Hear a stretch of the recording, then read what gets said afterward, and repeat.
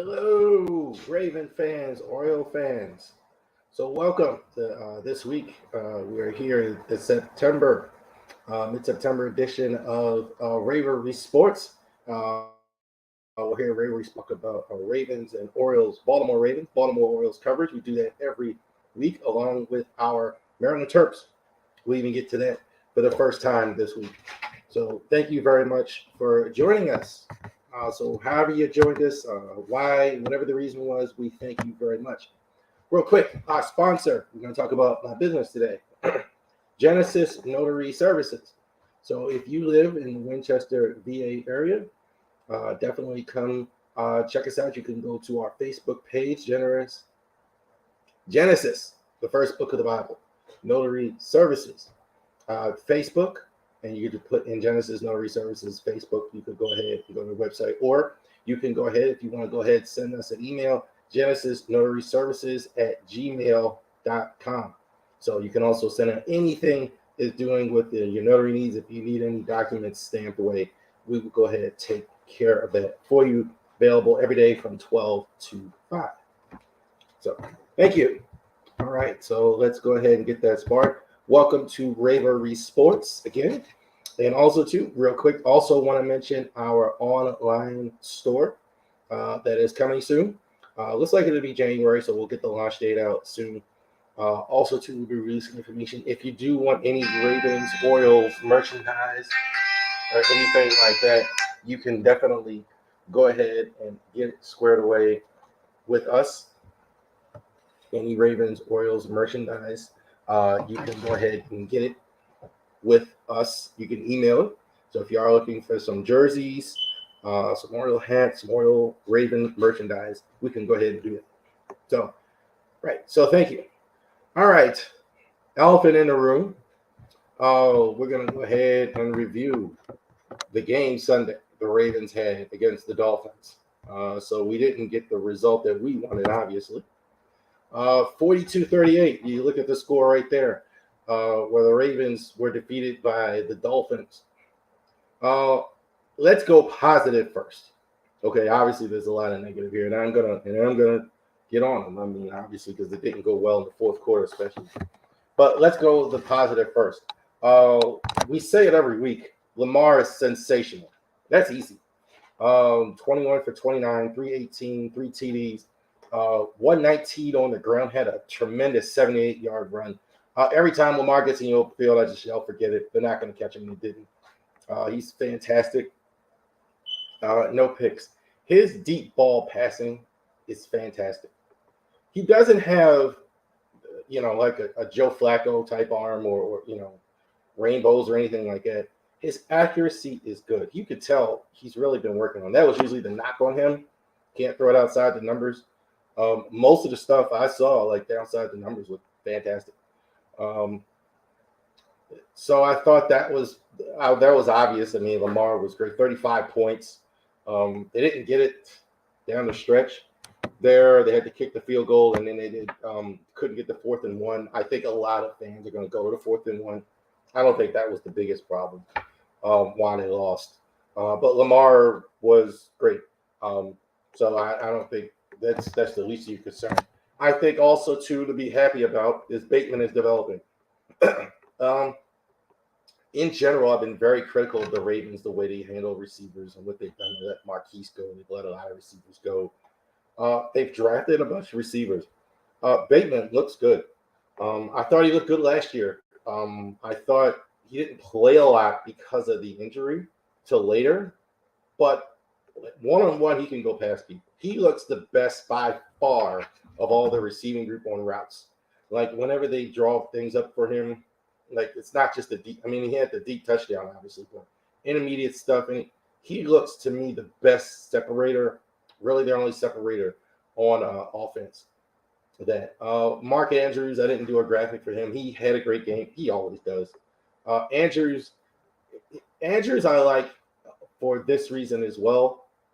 He doesn't matter what type of day Lamar is having, he seems to contribute every week. He's the one guy throwing this whole Lamar era. Lamar might not be having a great day or but he contributes every week. Lamar's having a great day. He had over 100 yards. So I thought Andrews was fantastic in that. Let's go to defense. Defense, a lot of not good, obviously, because you gave him 42 points. But Marcus Williams, for me, has been sensational. He's got a big contract. He had a lot of high expectation. I'm not even sure a lot of Ravens fans were familiar with him. He's great. He covers a lot of ground. He could have easily had 3, I think even 4. There was another one. He covers ground as good as any safety in the NFL. I love his range. He's got great hands and he's got great instincts. We'll see how the only negative is a hitter. I don't know, but we'll see that. I'll see more. I want to see more of that as the season goes along. But he's sensational as a DB. So he had 2 picks. I thought he was the bright spot for me on the offense. So I thought that on the defense rather on a bad day for the defense. Okay. All right. So let's get this out the way. The negative. Offense, I'm going to say this. This is not good enough. This is both the running backs, Kenyon Drake, Mike Davis, 6 attempts, 8 yards, 5 attempts, 4 yards. That's ideally, like back in the old days, they would say 4 yards a carry, or you couldn't play.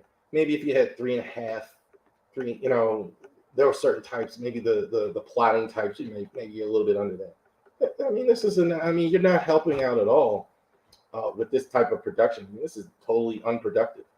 And now we'll say teams are loading up. I saw it again this week where Miami was doing cover 0. The Jets did a lot of that. So maybe that's on it, but this is not going to work at all. You're putting too much pressure on Lamar you got to go ahead and help him out with something that I would say Ronnie Stanley still is not playing. We don't know when he's gonna go. Stanley's getting a lot of hate all of a sudden online. I saw with the contract. Fans are getting frustrated because we're not seeing him, and I think this is part of why, because you're not seeing any production in the run game. But this is not going to get it. Now, everybody, I've seen a lot of streams in new media and old media, and predictably, on the defensive side, we're going now. Everybody predictably has been saying a lot of what I thought they would. They're talking about, well, you had 2 young corners. Well, Players and Humphreys were out the game, in and out of the game. You're kind of on a pitch count. Well, you had Kyle Hamilton. Okay. That's right. And certainly Armour Davis on the Tyreek Hill touch. That was ridiculous. That was complete miscommunication. This, I think it's part of the larger problem. I don't think the bigger problem is this here. Justin Houston, rather, and Adafi Owen, 6 tackles and 1 sack. This is the problem. Ever since Suggs retired, this has been an issue. You've spent a lot of draft capital. Ravens, they swear up and down by getting these draft picks. You drafted Sergio Kindle. You drafted the late Jalen Ferguson. You drafted David Odabo in this last draft. You drafted Owe. You drafted a lot of guys. You got no ties Bowser right now. You drafted, man. You've done all this drafting. You can't find the money for Zadarius Smith, or you can't find the money. You're not. Well, Von Miller, we're not. We're going to draft it. We're going to draft it. Get our own guys. We're going to. And this is not good enough. Harbaugh was asked in the presser, and I looked at it. Hey, how do you think Adafi Owe is doing? And he said, well, he's got to do better. And I think this is the larger problem that you have. You've got corners. What they've tried to do is they've tried to get corner and DB and sit their way out of the pass rush problem. And you can't do that. You have to have pass rush. 2 ahead, way too much time to throw. Flacco did too. I've seen it for several years now. The guys have had way too much time. this has got to get fixed. And I'm very concerned about the pass defense. They were 32nd last year. They're 32nd in league now. Tua, let's go to the Dolphins here, and that kind of segues. Look at that. 469, 6 TDs and 2 picks. Terrible in the first half, and he was just killing him in the fourth quarter. The concern I had were these two guys, Tyreek Hill and Jalen Waddle. They were, just completely wide open in the second half. And again, now Hill is, I think, a beast of his own kind. Anybody has trouble staying with Tyreek Hill. But how you beat a Tyreek Hill is you have some rush on there, and they didn't have it. These two guys are extremely quick.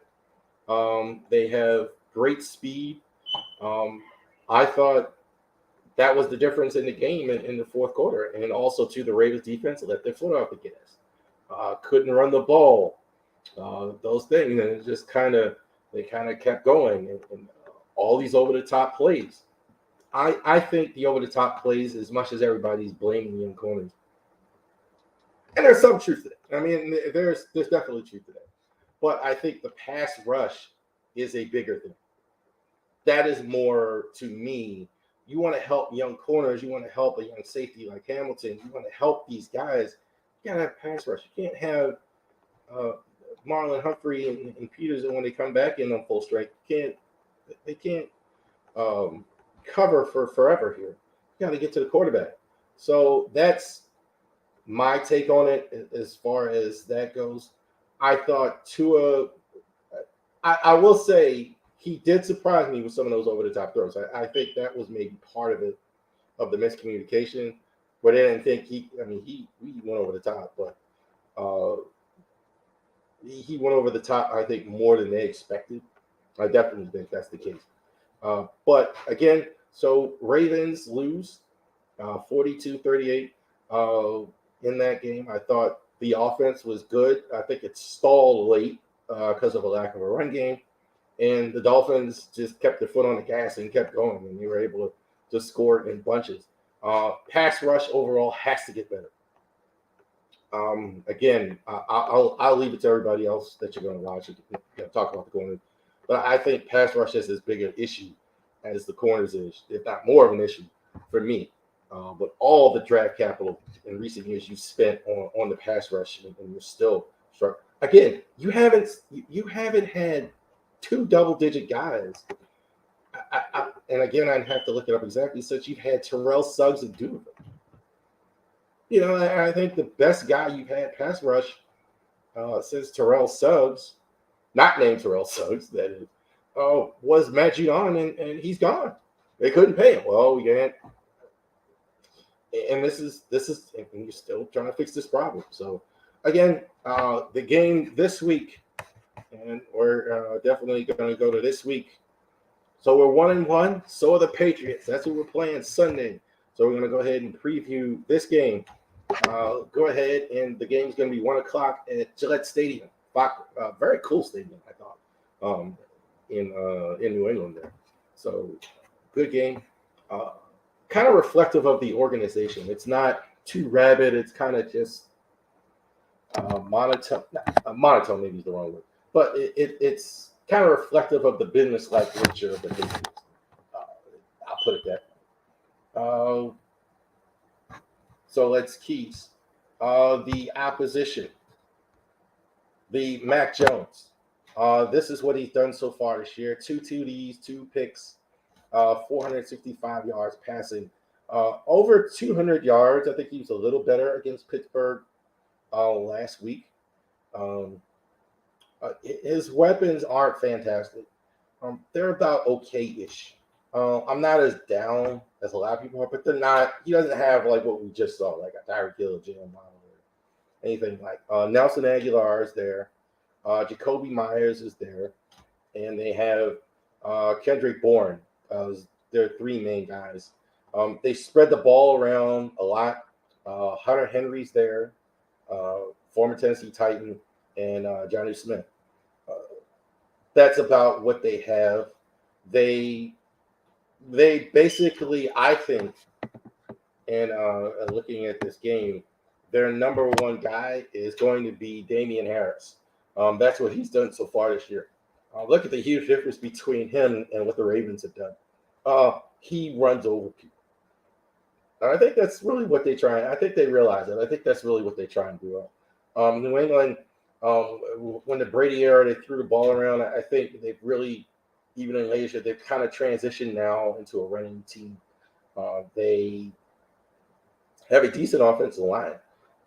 They got Trent Brown back there, Isaiah Wynn on the other side, David Andrews at center. So they have some good linemen there.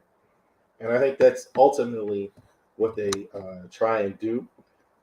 Their defense, here's a couple names. We recognize one of them, former Raven Matt Judon, had 2 sacks for the year. He had 1 last week.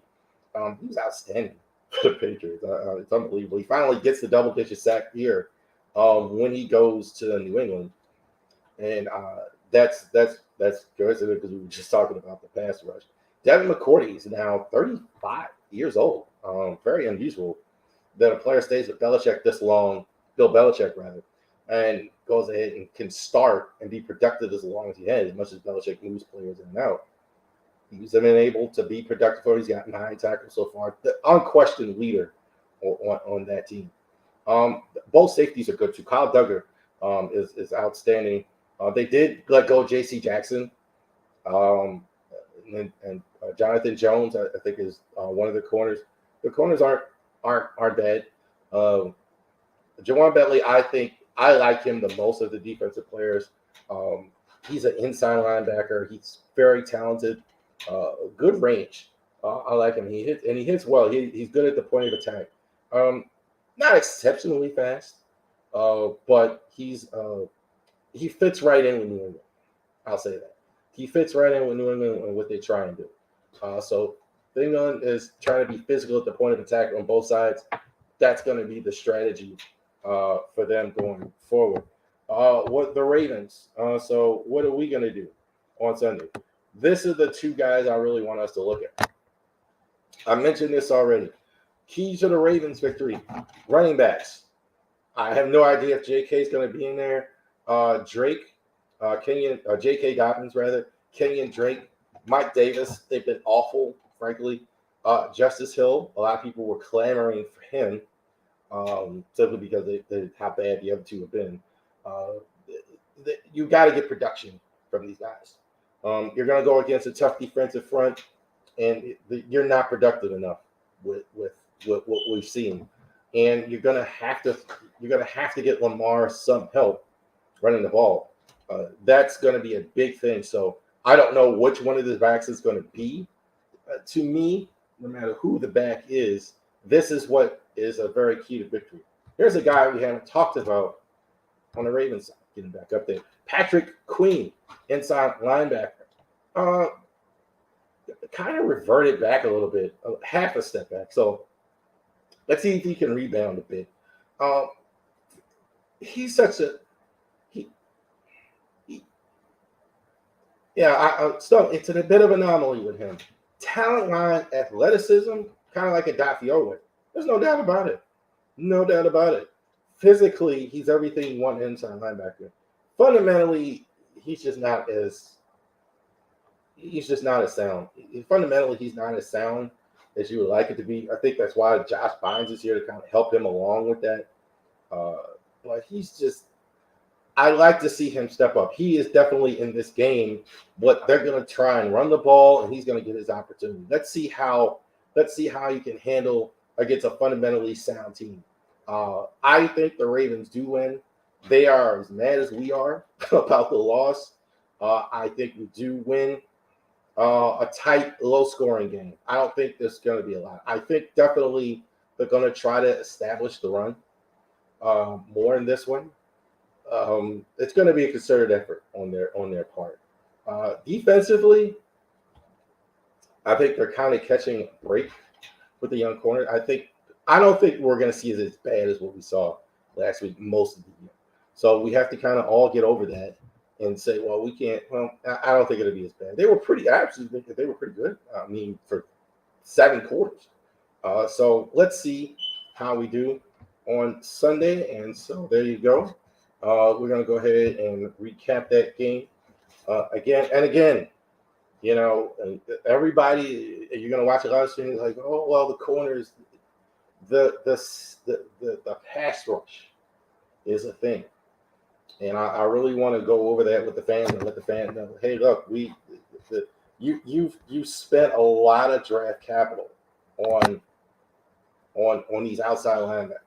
You refused to go after a Von Miller, go after a Khalil Mack. You know, every time these names come up, well, Zadarius Smith you had in here, and well, his offer was higher or whatever it was. I don't know exactly what happened there, why the Ravens announced it over the summer, and then he goes and signs with Minnesota Vikings.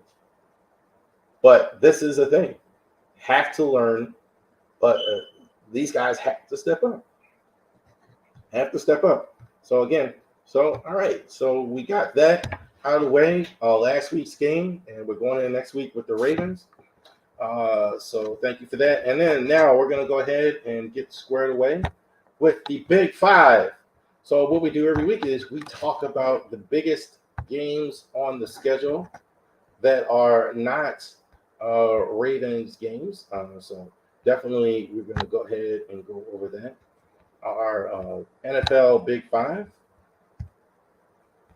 So I'm just going to go ahead and pull that up for you.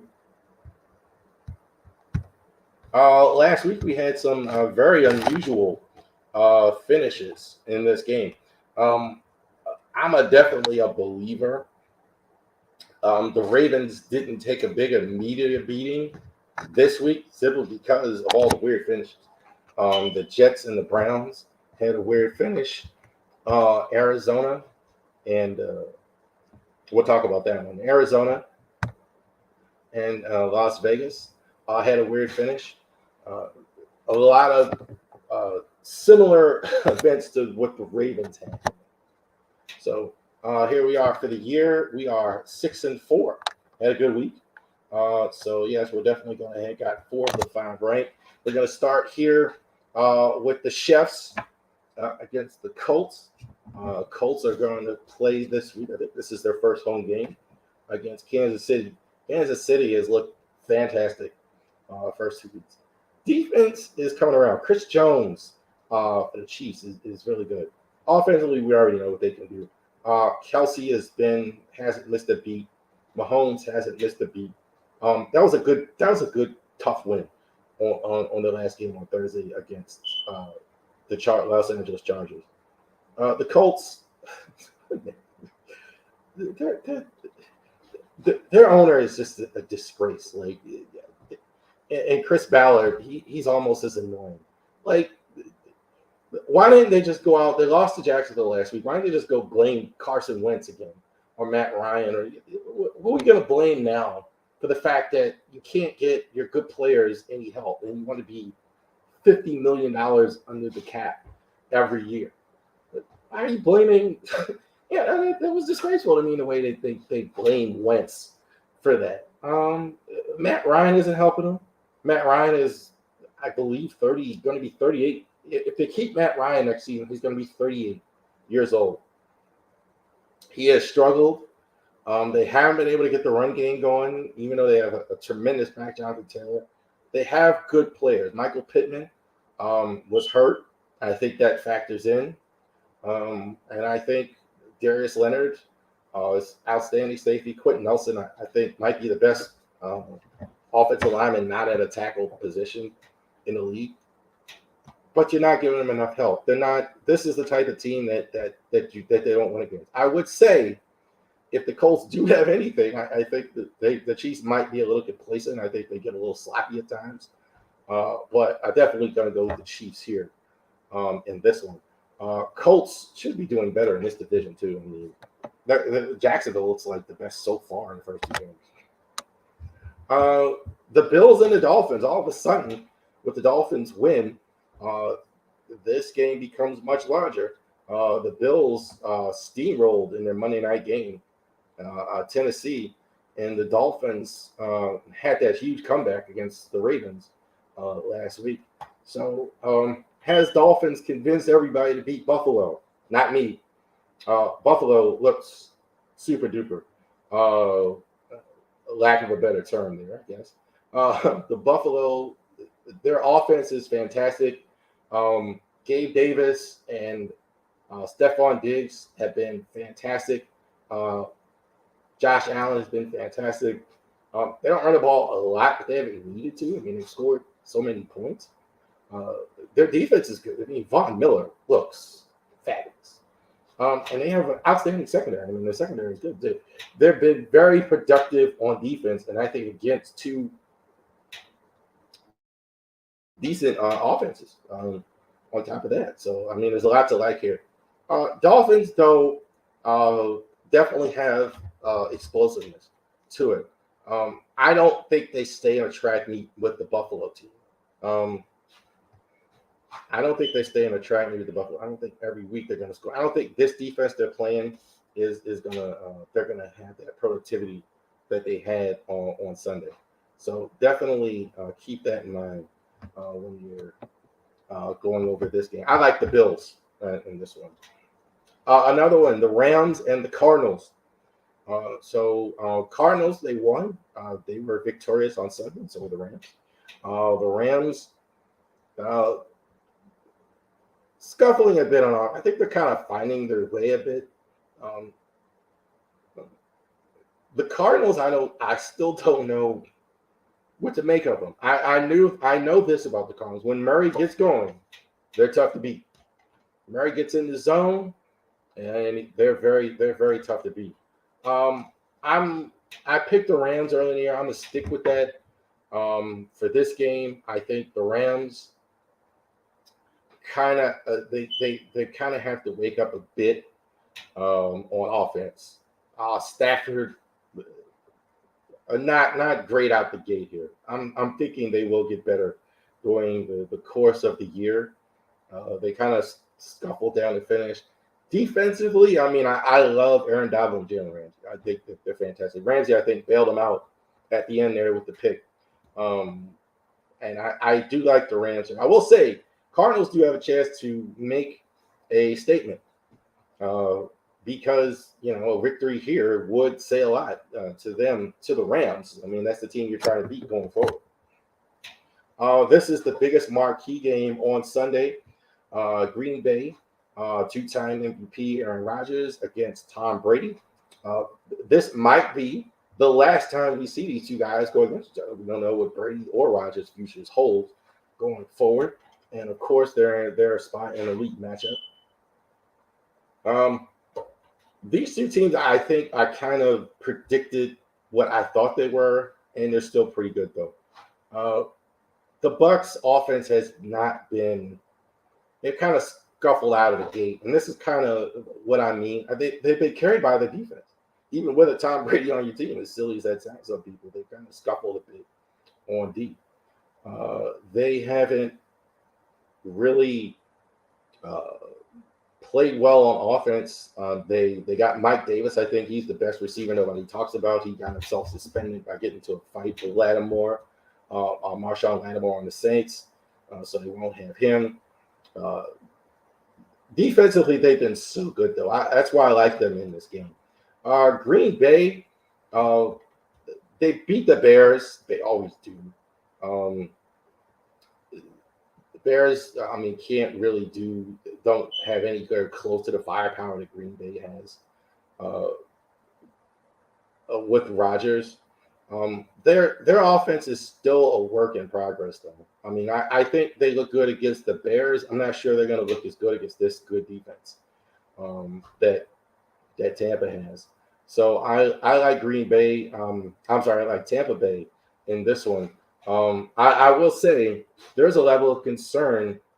Brady's stats are way down, and this is the defense has been good. They're dependent on Brady doing that, but they have done a lot on defense. Fournette's been good out of start. Leonard Fournette, the running back, good out of start. So I like Tampa in this one. And this is very interesting all of a sudden. Two teams where I think the narrative has changed since the preseason hype. So you got San Fran, who lost Trey Lance. Very rarely you see where a team loses their starting quarterback for the whole year, and it's almost like a celebration in a weird way. Chris Berman, I agree with it. I'm gonna quote him. He said, "Getting rid of Garoppolo is the best thing they never did." I don't think there's any question that he's better than Trey Lance right now. At least. Maybe going forward, you never know. But strange with Garoppolo, as good as he's been, they don't embrace him. I mean, he's not nothing but win games for him, and I actually like him in this game against Denver. Denver's offenses just look like horrible to start. Um, I was kind of wasn't on Denver as much as a lot of the other media seem to be. I really thought a lot of people would think Russell Wilson would come in and now you're going to score 30 points again. Their pieces aren't. Cortland Sutton, one of the wide receivers, Jerry Jeudy. I don't know. The running backs, Javonte Williams has been good so far. Their coach has really just been a mess. Just really stuff that's not helping them. I don't think they're going to beat San Fran in this game. I wouldn't have said that if Trey Lance was still in there, but Jimmy G being in there, they're very familiar with him. They know exactly what to do, and Denver their offense hasn't garnered any confidence from me. I will say they will get better during the course of the year. So it is a matter of time before Denver gets better than they've been. But so far, not that impressed with Denver. And I don't think they win this game. I think 49 win. So there you go. Big five. So those are the biggest 5 games that are not Raven games on our schedule this week. So definitely check those games out if you haven't done that. Also, too, first time here, we're going to talk college football. More of a commentary than the preview. I did watch the Maryland game last week. When they played SMU, I was out, and I came home, and I would catch a lot of the game against SMU. They were victorious in the game. I think they were behind. It was a very good game. I do watch a lot of Maryland games. And this week they're playing on the big noon Saturday broadcast, the Fox broadcast, the big noon Saturday with Matt Leonard, Urban Meyer, and Gus Johnson. So they're on their big Saturday game. Records look 3-0. Michigan's 3-0. They're gonna get destroyed. I've been a Maryland fan all my life. I mean, my mom, for my birthday, took me to my first Maryland. They used to play a game in the old Memorial Stadium every year. They used to play one game a year in Baltimore years ago. And I went to the game, and I always been a Maryland fan. They've had the great quarterbacks throughout the year. I mean, we're talking about old time. I mean, Boomer Esiason. I mean, it's hard to even believe that. Like, Maryland at one point was almost considered like quarterback factory. I mean, whoever they had to start a quarterback for several years went to the NFL. They had Boomer Esiason, Neil O'Donnell, Scott Zolak went to the NFL for years. I mean, wherever they start. So they are not a Big Ten level team. I mean, you could call them Big Ten all you want. Looked this up for years. I think they've beaten Michigan once. I think Michigan was down. I think this was before Harbaugh. I have to look at it. I think it's like 2015, 2016 they beat Michigan.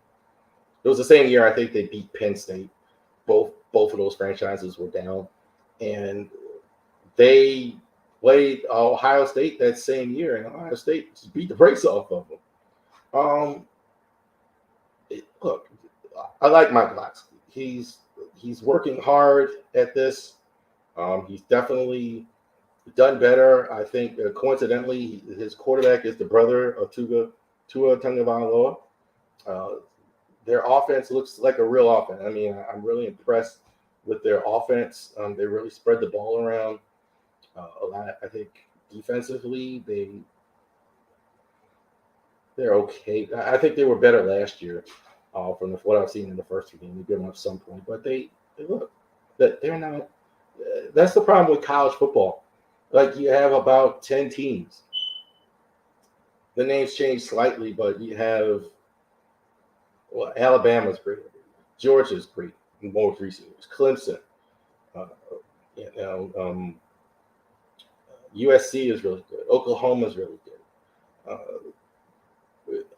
And those teams are so far away. I watched a little bit of the Oklahoma and Nebraska this week, and that when I was growing up was the biggest game. Oh, that would have been the biggest game of the year on the schedule. Those two teams, and they're nowhere close. Everybody talks about Georgia didn't beat. They played South Carolina. South Carolina, they're in the same conference. They started Spencer Rattler, who was playing in Oklahoma last year. So, and that game was so again. That's kind of my overall problem with college football. I will be watching though. I still pull for the Terps. I think the Terps are. You never know. You never know. They might get better if they hang in there. I don't think they're going to be close in this game. But you never know. Hopefully, because historically they haven't been close. Usually, if Michigan's been any good. So there you go. So we are rooting for the Terps. We are rooting for the Terps, and we also will eventually have some Terps merchandise on the website as well once we get squared away. Let's talk. All right, and I asked this social media question a lot this week, and this is a topic I definitely want to discuss with a lot of you. Who is the Orioles MVP on offense this year? So I did go ahead and go over this on social media. I mean, what a lot of the fans thought about that. I had my own view of it, what I thought. So we're going to go ahead and pull that up. Who we think is the Orioles MVP. My view there. Orioles offensive MVP. Number 5. And we're going in order of 5 to 1. So 1 is the MVP. 5 is he would be like the 4th runner-up. I will say Trey Mancini would have probably been on this list had he not been traded. I think Trey Mancini, is exactly sad to see him go, like a lot of us. I mean, he was totally class guy, Trey Mancini. Everything I've seen was totally classy. But he's no longer on the roster, so I didn't use Trey Mancini. These are the 5 best on the Orioles on the offense. I can see the thumbs down already when I see Austin Hayes. This is his current stats as of today. We're recording this on 9/20, so if you're watching this after that, baseball stats are very fluid, which is why I don't put them on the screen a lot. But this is what we have right now. Austin Hayes, 14 home runs, 48 RBIs, 248 average. Hot start. I think Austin Hayes has developed. I think he's as good as he's going to be from what I've seen. I think he's a starter, not a star. He's hitting 248. I think he can do better than that. I think he started out better than that. But I think that's what he is. I think like if he's on a better team, he's maybe a 4th outfielder on a really, really good like the Dodgers or the Mets, an elite team. On a lot of teams, though, I think he's about where he is. Good outfielder, decent hitter, and he's been one of the top 5. I mean, he had a great start. I mean, obviously struggled down the stretch. I mean, he's obviously his track, but he's been decent down the stretch. So top 5 Orioles. That's Austin Hayes. Cedric the Entertainer, Cedric Mullins, is number 4. Mullins, I think, is quietly having a decent season. Nobody wants to say that. Everybody, when I talk about Cedric Mullins, well, not as good as he was. Well, no, he's not as good as he was. But he's been, he's had 30 steals, 14 home runs, 55 RBIs, hitting 262. He may wind up at 270. I'll take that all day long as leadoff. I'll take that. I don't know if he's a power hitter, the power numbers we saw, but definitely he's definitely a solid solid player. There was talk of trading him. I would like to extend him. He's a good hitter, steals bases, very good in center, very good playing center field. and he's having a good year. I have him at 4 because he hasn't exhibited the power numbers. For me, MVP, I think you have to have better power numbers. But I think I have no problem with Cedric Entertainer as one of the best players on the Orioles offense. Number 3, my guy, Ryan Mountcastle. We know what his problem is. He swings at too much garbage. He's missed a couple games. This guy hits for power. I like Mountcastle. 80 RBIs, 22 home runs, 79 RBIs, almost 80 RBIs, 244 average. Elias swing at garbage. He's going to have 25, 30 home runs every year you plug him in. He definitely can do that. I think, unlike Hayes, I think he's going to get better. I don't think we've seen the best of him yet. Definitely has to work on that plate discipline. He's all of us talk about him being bad defensively. I don't see it. He has only played first for the most part, so I haven't seen much in the outfield this year. But I got no problem with Mountcastle defensively. He's a good offensive player. This is the one when I looked social media. Like I saw a lot of votes for him at 1. I had him at 2, and that's Adley Rutschman. Adley, 11 home runs, 36 RBIs, 255 batting average. He can hit. I love his discipline at the plate. Doesn't swing at garbage. Unlike Mountcastle, that's why I have doesn't swing a lot of garbage. Has great plate discipline. Defensively, he's fantastic. Love his energy. Forget the tools. Goes out, meets the pitchers every inning. Talks to him. Goes over the inning. Loves that. Outstanding throwing arm. Outstanding athleticism behind the plate. And at the plate, I think he's their best hit. I think going forward, he's going to be the best hitter. I think he's perfect in the 2 spot. Perfect. Handles the bat well. The only question I have with him is how are his power numbers going to look like? To me, that's going to be a thing. Is he going to be a guy who can hit 35, 40, 25, 30 home runs every year for you? But he is as good, arguably even already the best catcher in the American League. I have Anthony Santander at 1. 27 home runs, 79 RBIs. Average has dropped down to 249, but he has been consistently, he's a consistently good power hitter, power production. And he always has. You know, I was thinking about this, and like, I haven't mentioned his name once on the stream. Subject of trade rumors, always trying to get, and all he does is hit home runs for you. That's all he does. He stays healthy. He's good on any team. I don't think he's sitting the bench anywhere. He hits for power. He drives the ball well. He's good in the outfield, too. He's got a good throwing arm. So I definitely think he's your Orioles MVP on the offense going forward. The future for him, not sure what they're going to do with him. I don't know if they keep him, extend him. I'm fine if they extend him. I don't know what that would cost.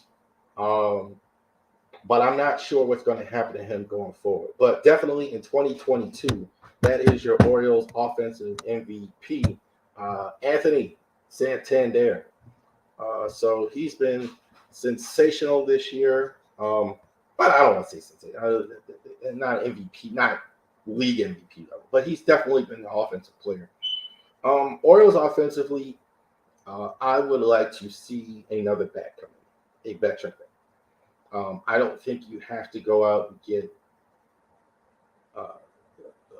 the top of the line. But I'd like to see a veteran guy, somebody that almost replaced Trey Mancini, like a Josh Bell.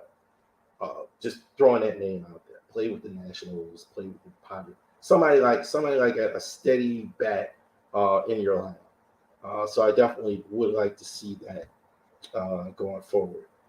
So definitely. Definitely, I think the Orioles will go ahead in the offseason. It's going to be very interesting to see what the Orioles do in the offseason with their offense. and the whole team in general. So next week, we're going to go ahead and go over some things. Next week, we're going to go ahead and do a preview. So we're going to get that out of there, and they're going to play the Bills. Next week, we're going to go ahead and preview. Bills have looked fantastic. This is going to be the biggest challenge of the year. They got the game at home. That matters. I think that always matters. So definitely keep that in mind. So we're definitely going to go ahead and preview that. Who is the Orioles MVP pitching in 2022? So this week, we did the offense. Next week, we're going to talk about the pitching. Okay? So, again, I'm going to go on social media platforms and put this question out there. I've been concerned about the pitching going forward, but this week, we're going to talk about who is their best pitching MVP, who's been their best pitcher. A lot of social media, I can almost tell. Someone I've been putting this out there, and a lot of people say, well, the whole bullpen. No, we're not. One guy. So we're going to go ahead and pick one guy who's been their MVP of the pitching. All right. So thank you very much for joining us this week with Ravery Sports. Thank you very much. A couple last housekeeping things. We go ahead and we post this on YouTube and Facebook. So definitely you can check out this whole stream on the YouTube and Facebook platforms. So definitely we'll go ahead and show that there. Also, our other social media platforms, TikTok and Twitter and Instagram. Instagram, we do a lot of the shorts, a couple teasers, a little bit of commentary there. So we go ahead and publish there. Twitter, we also have our shorts there. Also, check out our Twitter page. I've been doing a lot of the Ravens stuff there, the Harbaugh press, a lot of retweeting of that stuff there. So definitely check us out for that type of stuff. Thank you very much for watching this week.